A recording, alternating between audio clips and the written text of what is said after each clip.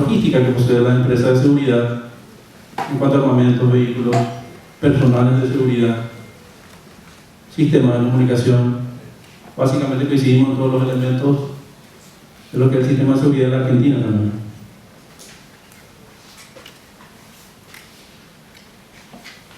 Y una nueva figura que trajo consigo la nueva ley es un juzgado de instrucción de sumarios. Veo que algunas provincias lo tienen, y hoy también nosotros tenemos este juzgado que no es otra cosa, trata de entender o trata de determinar las infracciones, las penas que cometen, en este caso, las empresas de seguridad privada. Lógicamente, empresas de seguridad privada autorizadas. Uma premissa básica da segurança privada, né? Então, pelo que eu vi hoje aqui, a realidade muito semelhante de todos os outros países aqui da América do Sul. Parece que esta es una realidad muy similar en todos los países de América del Sur. E o nosso volume de trabalho é muito grande, nosso território é muito grande.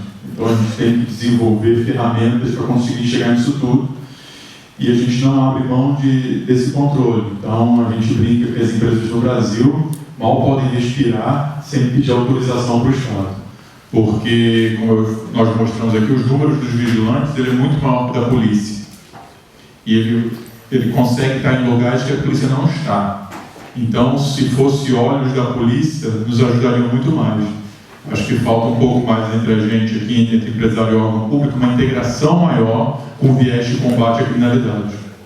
Cuando las leyes no son públicamente conocidas, cuando son dispersas, cuando son tantas las leyes que ni el propio vigilado sabe cuál es la que está vigente, lo único que contribuye es a que cada día existan más empresas de garaje por América Latina, a que se faciliten la evasión de esos controles. Cuando nosotros miramos que nuestros estados solamente miran al sector formal para el tema impositivo, entonces mi recomendación, y es una recomendación que queremos hacer justamente desde la FEPACEL, que queremos hacer desde los diferentes gremios, es que nuestras legislaciones comunes busquen ser profesionalizadas, es decir, crear verdaderos estatutos de seguridad privada.